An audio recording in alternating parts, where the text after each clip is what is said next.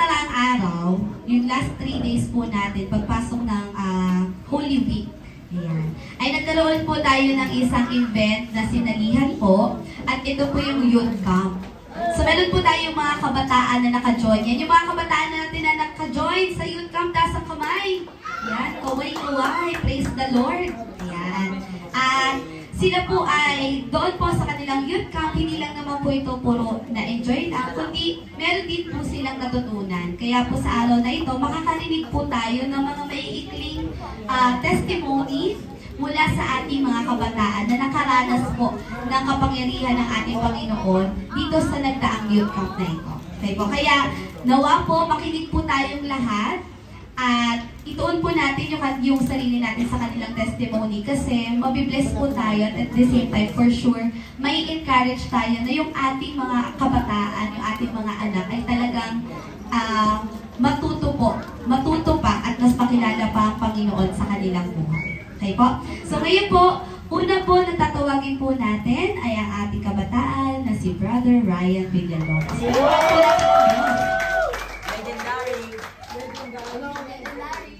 Anong team mo? Isang cheer naman dyan. Sa cheer naman din ang team mo. Sa cheer mo na. O hindi yun yung team mo. Anong team mo? Reading Warriors. Reading Warriors. Sa isang team mo na.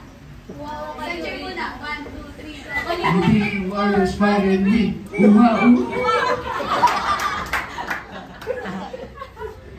Isang mapagpalang umaga po sa ating lahat. Magbabahagi lang po ako ng experience ko doon sa youth camp ng mga nakaraang araw. Yung theme po nung youth camp is regeneration is a radical change. Yung mga sasabihin ko po, ito lang yung mga highlights na talagang tinamaan po ako. Yung una po is regenerate the heart. Parang muling paghubog o pagbabago ng puso. Yung una nga po, naisip ko, babaguhin yung puso, babago yung crush ko.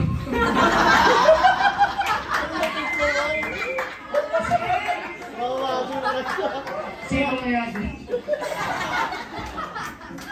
Hindi. Sabi po doon, bandaraya yung puso natin. Kasi akala natin okay tayo. Doon nga po, nung pinag-drawing po kasi kami ng heart, tapos ilalagay mo doon kung ano yung nasa puso mo nung mga oras na yun. Yung nalagay ko po doon is fulfilled. Kasi feeling ko, fulfilled po kasi nung mga nakaraang araw, lahat ng nararanasan ko is answered prayers po. Pero during po nung nagkakanta kami sa Panginoon, meron ako na-realize na I was once then a failure. Ang dami ko na palang disappointments na habang pinapalikan ko parang ano ba yung ba't di ko ginalingan nung panahon na yun? Pero yung disappointments po pala na yun is blessing din siya from the Lord. Kasi doon napatunayan ko na yung kalooban ng Lord is mas makakabuti kaysa sa plano ko para sa sarili ko. And yun din yung may mga, kung meron po tayong nararanasan na strongholds, kung may mga bitbit pa po tayong mga hugot sa buhay, isurrender na po natin sa Panginoon. Kasi ang sarap po sa feeling parang nabago na yung mga hawak-hawak mo ng mga nakaraan, bitbit mo, na na-experience mo nung kabataan mo, na hindi ka nabigyan ng pansin, or nakulangan ka sa pagmamahal. Yung pagmamahal ng Panginoon, sabi nga po, open arms, tinatanggap tayo ng Lord. Lumapit lamang po tayo sa Kanya. And yung last po is yung pagbabasa ng Biblia. Alam niyo po, isa po sa mga challenge sa akin is yung pagbabasa. Parang kinakatawaran ko po talaga yung guilty po ako doon na hindi po ako minsan nakapagbasa ng Biblia. Pero nung sa youth camp po, na-realize ko na ako tinatamad lang, pero yung ibang bansa, grabe, pinagbabawal po sa kanyang Biblia, sinusunog sa kanila. So habang may time pa na basahin natin na hindi pa natin nararanasan yung pinagbabawal sa kanila yung salita ng Diyos, gawin na po natin. And ayun po, bukod po doon, masaya rin po at na-experience ko kumain ng mga dahon. Ayun lang po. Praise God! Thank you so much, Ryan. Ayan. Diba? Nakakatuwa po marinig new experience sa ating mga kabataan. Una pa lang po yan. Ayan. At there's more. Ayan. Ngayon naman po, tawagin naman po natin yung isa pa po nating kabataan, si Aiki. Ayan, para po magbahagi ng kanilang testimony. Mag-cheer ka dyan, ha? Mag-cheer ka dyan. Uy, ano ko yan? Team ko yan. Share ka muna. Renewed Guardians, renewed! Hello po, good morning church. Here's my testimony. Grabe talaga. Ito pong highlights.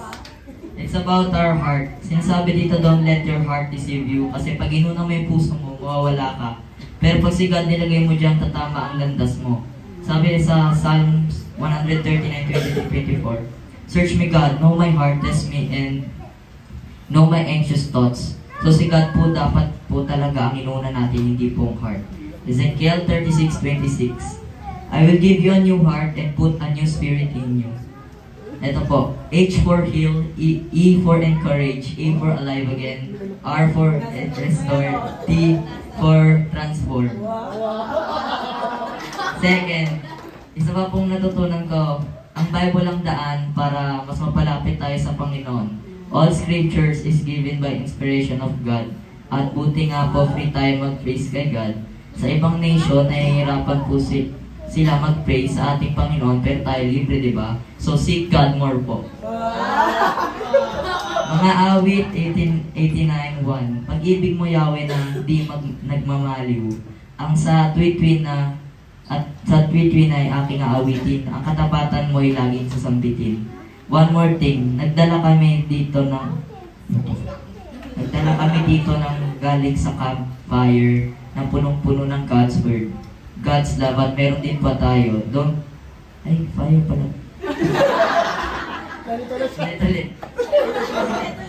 Nagdala po kami dito galing sa camp ng fire na punong-puno ng God's Word, God's love at meron din po tayo nun. Don't let the devil take it, keep it burning. God is the one who chose you. You're not ignored or forsaken.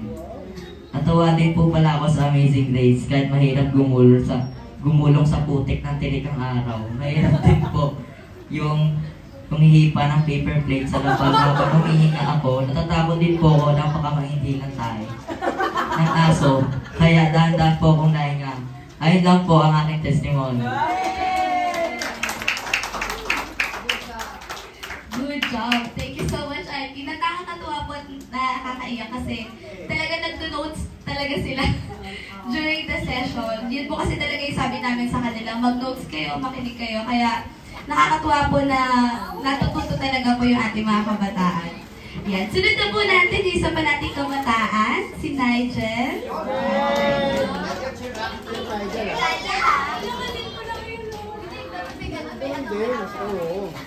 Go! Go! Cheer mo na. Go!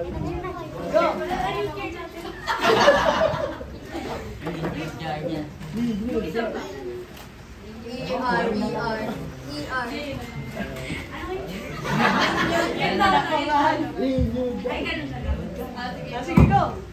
1, 2, 3, go. Renewed Guardian. Go! Ikaw lang, umakit ka lang dyan, wala na yung mic.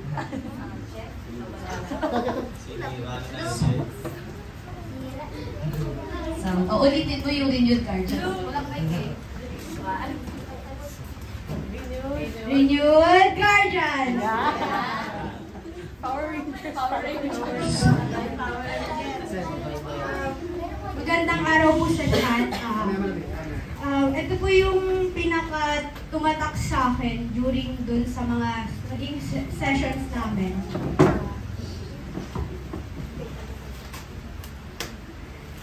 Jesus' life-giving power can regenerate dead heart into life. Kasi parang sinabi ko na to sa counselor namin. Nung pumasok ako ng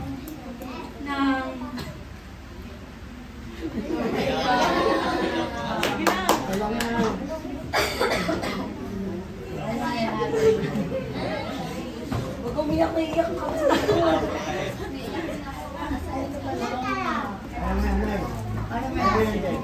pumasok ako. Bago ako pumasok,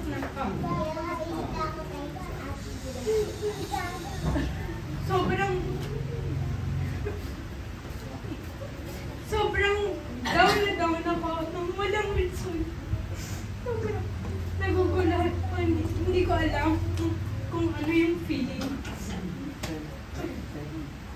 Tapos, bago rin ako pumasok ng camp, yung expect ko dun, sabi ko, ay parang ang boring. Halos lahat kami, sinasabi na, yung unang impression namin nung sinabi, uy, may youth camp. Sabi namin, parang ang boring naman. Pero nung nandun ka na sa loob, hindi mo makifeel na, ay, walang boring. Walang boring. Yung kahit pagod na pagod ka na, wala kang pagod na nararamdaman. Sobrang saya lang sa feeling. Ganun lang yung puro nararamdaman sa loob. Tapos,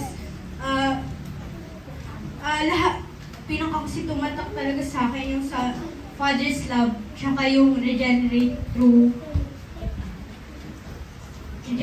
the heart. Kasi, sabi nga dito, the heart is so deceitful. Sobrang mandaraya ng puso. Totoo yun yung sabi ni Ate Raquel na akala mo okay ka na. Kasi yun yung akala ko eh. Yung akala ko sobrang, ay okay na ako kasi nagagawa ko naman ng mga bagay na gusto ko. Nagagawa ko naman, parang walang worries na ilang araw. Pero, sabi ko, ay okay na ako eh. Sabi ko lang pala, yun lang pala yung sabi ko. Nung nandun na kami, during nag-worship na kami, nakikinig na kami ng mga preaching ng pastors, sobrang lahat pumapasok siya sa akin. Parang, sabi ko, na-realize ko talaga dun. Sabi ko lang pala na okay ako. Kasi, honestly, nung mga down na down ako, nakalimutan ko talaga. Nakalimutan ko lumapit. Nakalimutan ko si Lord. Nakalimutan ko na, ay may Lord. Sobrang down ako. Iniisip ko lang, puro ako. Sabi ko, akala ko kaya ko na ako mag-say. Wala akong mapagsabihan. Sabi ko, ay ako lang. Tapos nung during doon, na-realize ko, may malalapitan pala. Nandyan palang Lord. Yun yung prayers ko doon. Sabi ko, Lord, sorry. Sorry, nakalimutan ko. Nandiyan pa na. Masyado akong naging makasarili. Akala ko kaya ko nang wala ka. Akala ko okay na ako. Pero hindi pala. Yun yung pinag-pray ko doon. Sabi ko, Lord, sorry. Kasi masaya naman ako. Nagagawa ko naman yung masasayang bagay.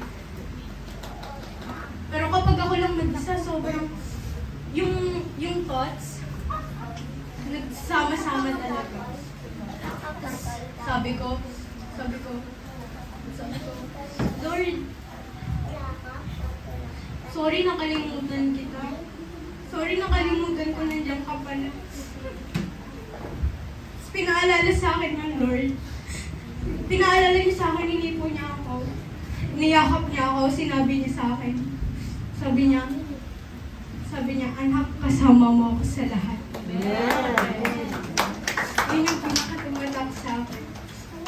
Tapos yung, yun nga, yung you are not forgotten, you are not rejected by the Lord. Amen.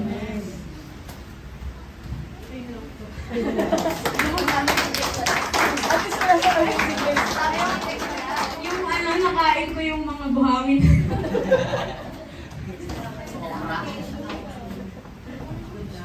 Ayan, hindi ko na po alam yung susunod na iyak ako. Praise God. Ayan. Sorry, naiyak din po ako. Oo, pero God bless you, Nigel. And praise the Lord. Ayan.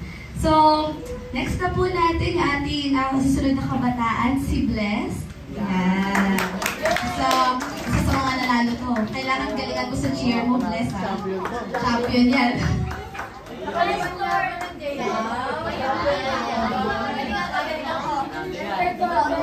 Ano? Merit po, wala akong notebook. Ano sure na?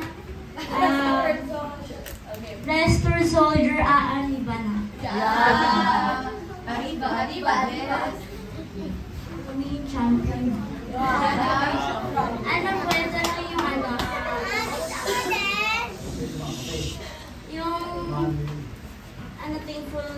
thankful ko po kay Lord sa mga ginawa niya po sa akin. Yan po. Thank you po. Thankful po kay Lord. Sa lahat po ng J-How fan, especially kay Lord dahil nakakilala po ko ng bagong friends sa camp. And thankful po kay Lord dahil nagawan po ng paraan para po makasama ko sa camp dahil kahit po kulang po yung budget kasi po mahal po eh.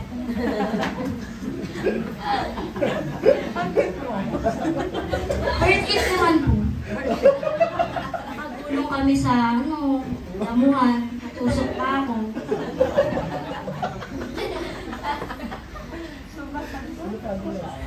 Siyempre po, pinakamahalaga dun is yung salita po ng Diyos. Na-bless po talaga kami. Wala talaga kasi notebook. Lahat po yun, lahat po yung tinuro about sa pagmamahal ng Lord sa atin, tsaka po yung sa pagpapatawad po. Dahil po dun is, nakilala ko po na malalim si Lord, and yun nga po dun po sa mga activity na napaka-challenging, lalo na po yung sa Amazing Race nga. Yun po, lalo po lumalim yung communication namin ng mga ka-group namin, kaya po naging champion kami. Wala kasi yung medal eh. Parang masakit sa akin. Flex ko po yung medal sa amin. Wala medal. Kaya po super thankful po talaga ako kay Lord dahil pinaranas niyo po ulit sa akin yung mag-camp sa loob ng maraming panahon. Yun lang po. Thank you! Restored Warrior.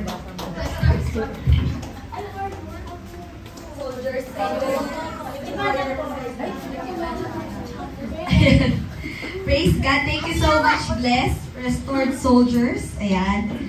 Next na po natin, yan, yung isa po sa pinaka mga bata natin na camper na nadala natin, si Matea. Ayan. Matea.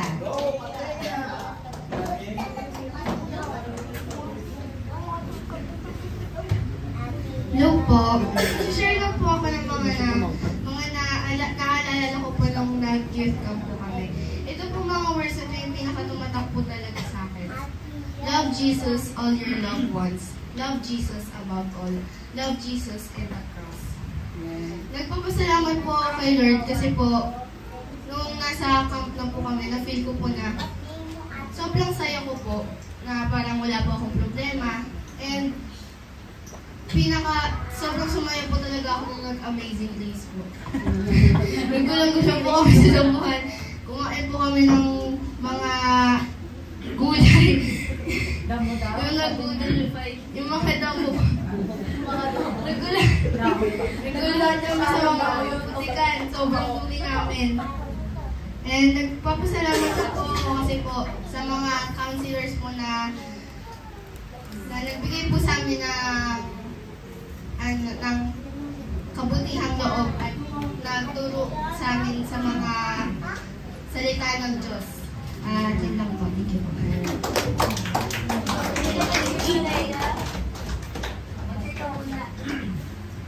Revitalize Rangers is a new life with Christ.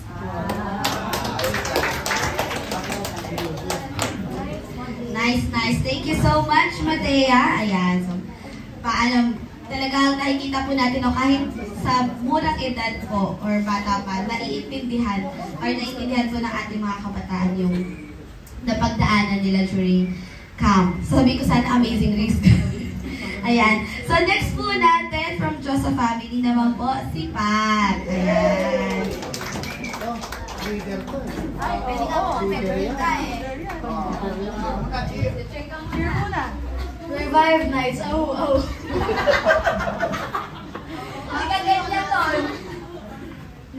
So, good morning po sa lahat. Ito po yung testimony ko po sa 3 days po na youth camp. Sabi po dito, Ezekiel 36:26, I will give you a new heart and put a new spirit in you. Lord can remove all the pain that you have right now po. Tapos po, si Pastor Mark po, nagbigay po siya ng 3 choices doon sa jar po. Meron, yung unang jar po, mas lamang yung strongholds kesa sa Father's love. Yung pangalawang jar po, pantay lang po yung Father's love tapos strongholds. Sa pangatlong jar naman po, mas lamang yung Father's love sa strongholds. Kung kayo po papapiliin, ano po pipiliin niyo doon?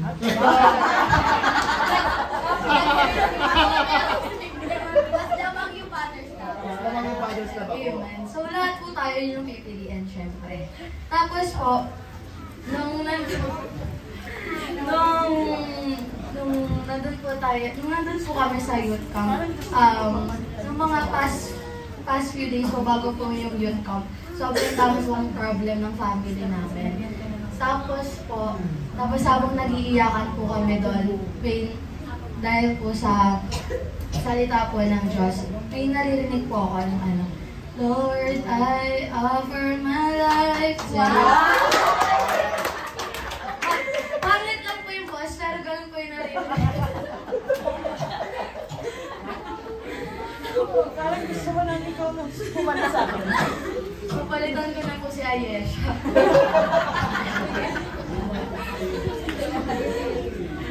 Tapos, na-realize ko din po, kasi po diba, 3 araw po kami doon. Yung na-realize ko po, yung first day po is puro problema po sa buhay yung mention ng lahat po ng session. Tapos yung sa pangalawang araw po, doon na po binigay yung solution. Bale, binigay po lahat muna nila yung magiging problema para in the next day po alam na po natin yung magiging solution dun sa mga problems na yun. Tapos, yung dun po yung pinasulat po kami sa heart, doon po namin nilagay yung lahat ng problema namin or naiisip namin. Tapos, medyo napuno po yun kasi dami po talagang problema. Tapos nung kinagabihan ako, sinunog po namin yan. So, nabawasan na po yung sama ng loob ko po. Tapos, nag-enjoy po talaga kami doon kasi po kahit puyat po, tas sobrang aga po ng alarm. Enjoy naman po. Sabi nga po ni J-Rod, akala namin kukunin na kami ni God doon po sa alarm. Kasi po yung alarm po namin doon, trumpets po talaga. Ay, ayan. Kaya akala po namin may anghel na po. Tapos sabi po sa Psalm 51:17, may sacrifice, O God, is a broken spirit, a broken and contrite heart, God will not despise. Ayan, sobrang thankful ko po kay God na dinala po ako niya doon at na-experience ko po yung mga ganong bagay. Nagkaroon po ako ng knowledge po sa salita niya po at mas lumalim po yung pagmamahal ko po at paniniwala ko po sa kanya. Tapos, sobrang thankful din po ako kasi po nung wala pa po kami sa camp, parang medyo tinatamad po talaga ako. Kasi po, ay cute camp. Ano gagawin namin dyan? Tapos po, nung nandun na po kami, na-realize ko po na sobrang worth it po sumama sa mga ganon po para po for better experience po. Sobrang thankful din po kasi po na-realize ko po kung gaano po kahalaga si Lord sa buhay po namin. Even sobrang dami pong problema, kaya niya pong solusyonan po. Yun lang. Thank you so much, Pat. Thank you, Pat. Competitive po yan sa lahat. Okay. Yes, naturuan ko maging competitive eh. Okay, salamat, Pat. Talaga nakaka-bless po yung mga kabataan natin. Ayan. Next po natin, si Ate Hana. Ayan, Ate Hana. Ate, meron ko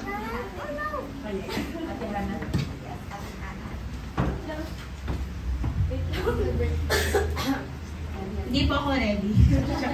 Kasi kayo na umaga ko po nalaman nung nasalita mo lang po sa harapan ninyo. Kasi nga, Tapos lahat kayo may script, ako wala. So, wait lang. Sabihin ko na lang po, nasabi ko na kasi lahat. Simula kay Ryan hanggang kay Pat. So, J-Rod, good luck sa'yo.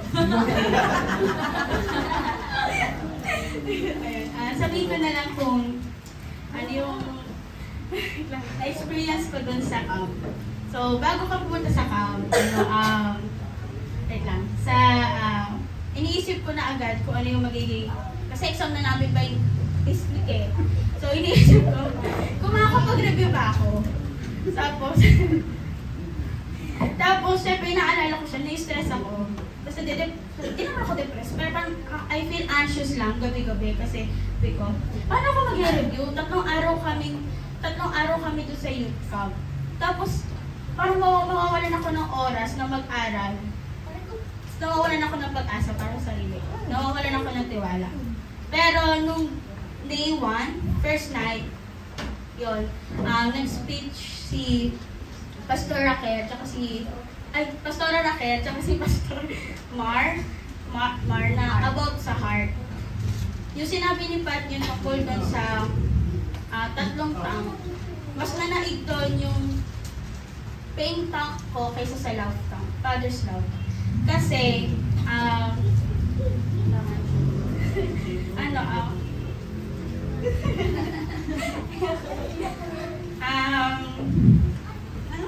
these past few days, few months, sige, last year na lang din.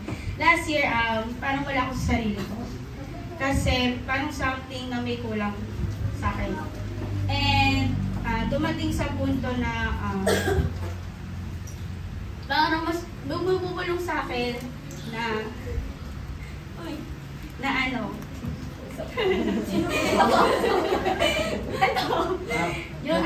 bumubulong sa akin yung demon kaysa kay God. Kasi mas nananaig sa akin na sundin yung sinasabi niya sa akin kaysa kay God. Sinasabi niya sa akin na tapusin mo na yung buhay mo. And yun yung pinagsisisihan ko yung pinagdasal ko at sinabi ko dun sa heart na sinabi ni Pastor Raquel na sulat. Na nagsorry ako kasi madaming beses ko nag-deny na tapusin yung buhay ko.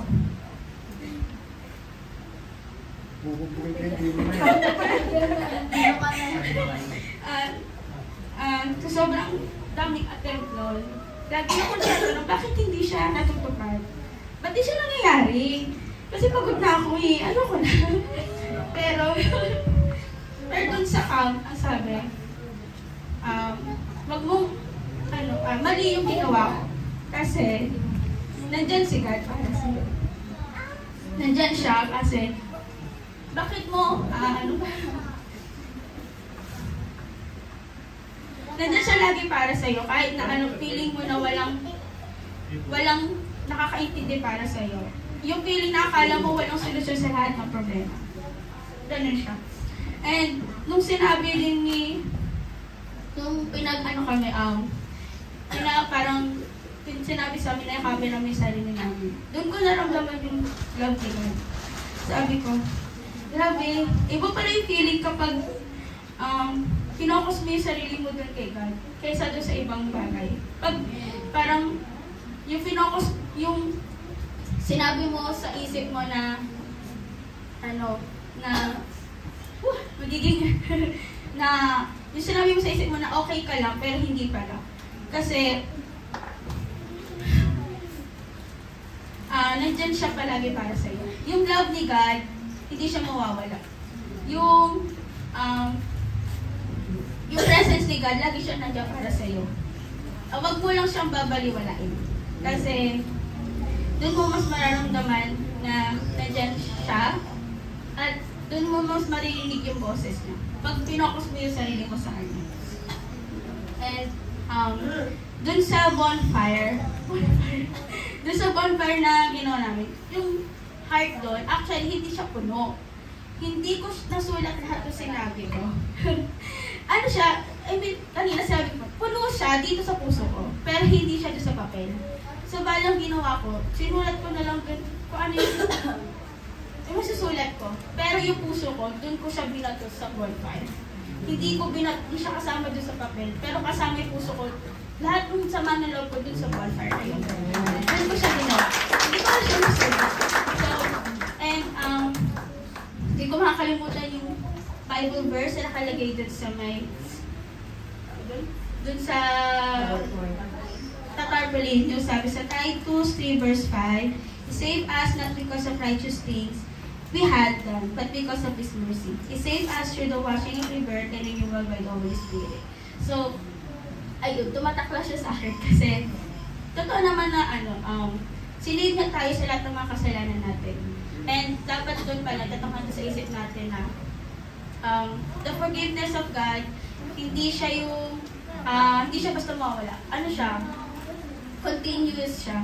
And wag natin siya i-take advantage dahil lang sa lagi tayo pinapatawad nila. Yun lang po.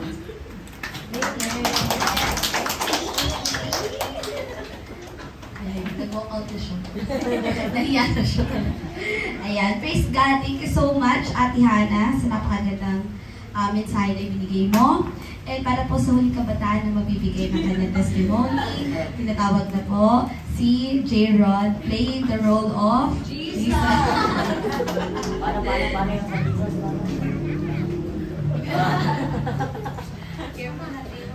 Grabe yung ayaw na Anong cheer po? Kasi paiba-iba po kami ng cheer. Ano na lang? Reject. Ano ba yun? Nakalimutan. Okay na yun. Shout out po pala kay Tani J. I love you.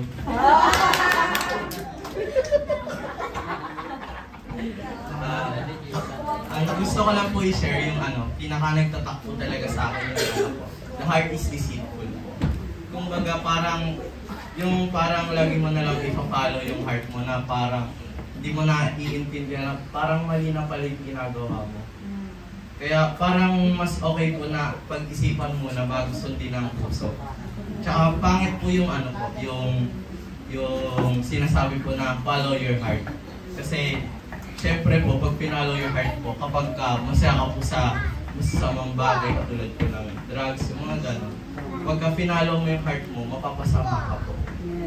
Tapos yung yung second thing po na nagtatakbo talaga sa akin yung sa fire camp po. Kasi nagsulat po kami sa papel po. Nilagay po namin yung nag-drawing po kami ng heart, tapos nilagay po namin yung lahat po ng sama ng loob po namin doon. Ang akala ko po ay okay na po ako kasi po parang naman po ako, masaya naman po sa araw-araw. Pero nung tinapon ko na po siya, sinunog ko na po siya sa fire camp po. Parang napapaiyak ako kasi parang yung every little thing po na yun, parang nagpa-pile up po pala siya. Tapos hindi mo po naiintindihan na parang napupunan na po yung puso mo ng sama ng loob. Tapos, ayun po, parang happy,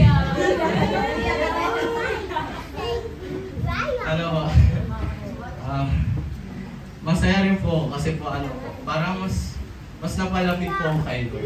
Tapos doon ko po naintindihan yung peace po na that makes no sense po. Kasi parang ang happy po ng walang dahilan kapag nasa presensya ko po ng Panginoon.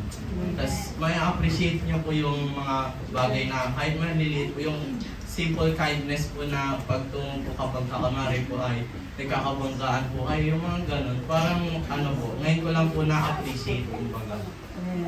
Tapos ano po, yung sa Amazing Race po, ano, masaya po siya kung tatanggalin niyo po yung sakit ng katawan. Tapos yun po, yung sa, ako po, ano po, sa may acting din po. Magtatampo na nga po ako kasi tinampas na po kasi wala akong medyo. Grabe po. Parang ano. Ay kaya nga po eh, nag-stuck pa sa brace ko yung ano eh. Sinagad ko.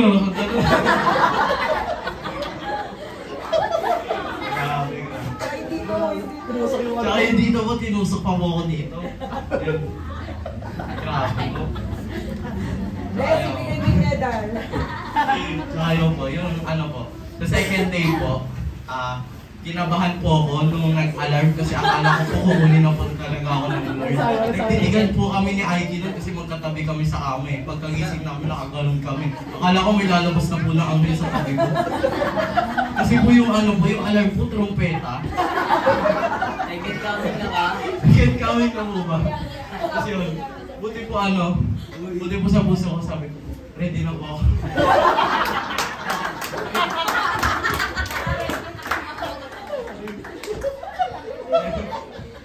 Ayaw mo na mag-aral. Ayun po. Kinabahan po talaga ako. Grabe po. Kasi yun. Sa ano na lang po. Gusto ko lang po i-share yung John 3:16 which is yung favorite verse ko po.